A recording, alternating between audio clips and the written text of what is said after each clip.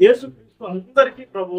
ఆయన ఎవరిని త్రోసివేసే దేవుడు కాదు, నీకు అన్యాయం చేసి ఇతరులకు మేలు చేసే దేవుడు కాదు. ఆయన అందరికీ ప్రభు.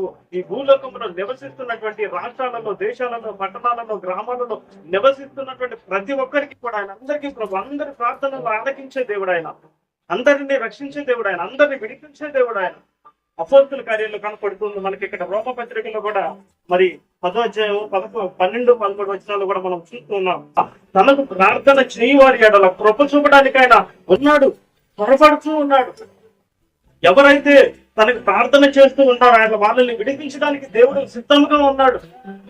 అని మనం ప్రార్థించడం అనేది ఆత్మ అంటే ఏమిటో తెలియదే, దేవునితో సహవాసం చేయడం తెలియదే, దేవునికి ప్రార్థించడం తెలియదే.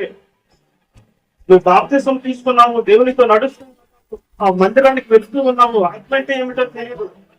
అనేకమైనటువంటి సంవత్సరములు నీకు గడిచిపోతూ ఉన్నవి, కానీ దేవునితో సహవాసం తెలియదు, దేవునికి ప్రార్థించడం తెలియదు. నీకున్నటువంటి సమస్యల నుంచి నువ్వు ఏ విధంగా బయటికి పడాలో, ఏ విధంగా విడిపించబడాలో కూడా నీకు తెలియటం లేదు. అందుకని పరిశుద్ధాత్మ దేవుడు నాకు ఈ దర్శనం నుంచి నీతో పూర్తిగా తేటగా మాట్లాడుతూ ఉన్నాడు.